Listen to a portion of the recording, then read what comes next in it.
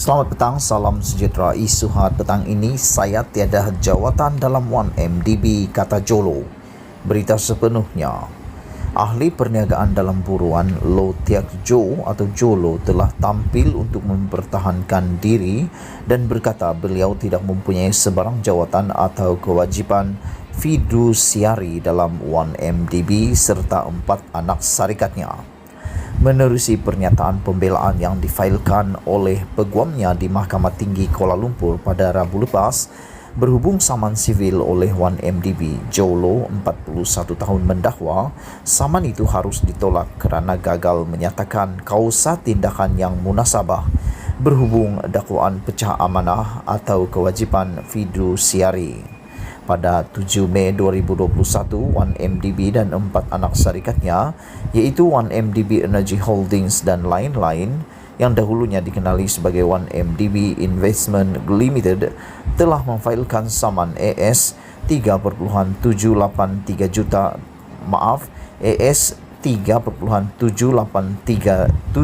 bilion terhadap Jolo, ibu bapanya iaitu Tan Sri Leri Low Hok Peng dan Puan Sri Goh Giak Ui, kakaknya Melin, adiknya lelaki Tex Zin serta sekutunya Eric Tan Kim Long.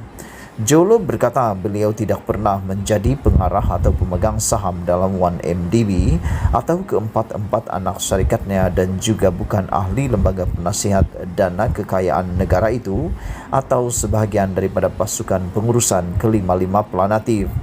Oleh itu, Jolo berkata beliau tidak mempunyai kedudukan perundangan untuk melaksanakan kawalan ke atas planatif termasuk tetapi tidak terhad kepada mengarahkan atau menyebabkan pemindahan dan atau penerimaan dana.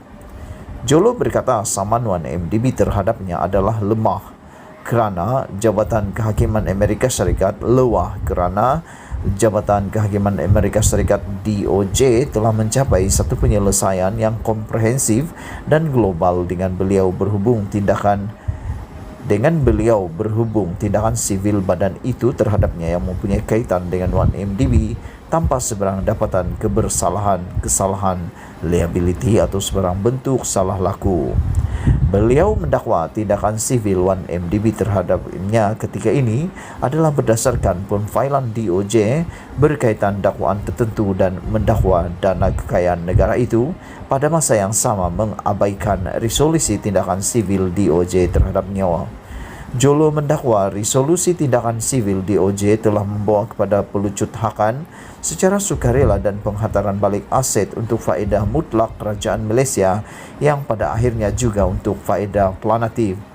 Berdasarkan penyataan tuntutan, semua planatif mendakwa mereka telah dimanipulasi oleh sekumpulan individu termasuk Datuk Seri Najib Tun Razak dan Jolo untuk memudah cara penipuan berskala besar serta berjangka panjang yang mengakibatkan berbilion-bilion ringgit telah diseleweng ke dalam akaun peribadi untuk manfaat pelbagai penipuan termasuk defendant. Saman itu ditetapkan untuk pengurusan kes pada 9 Februari.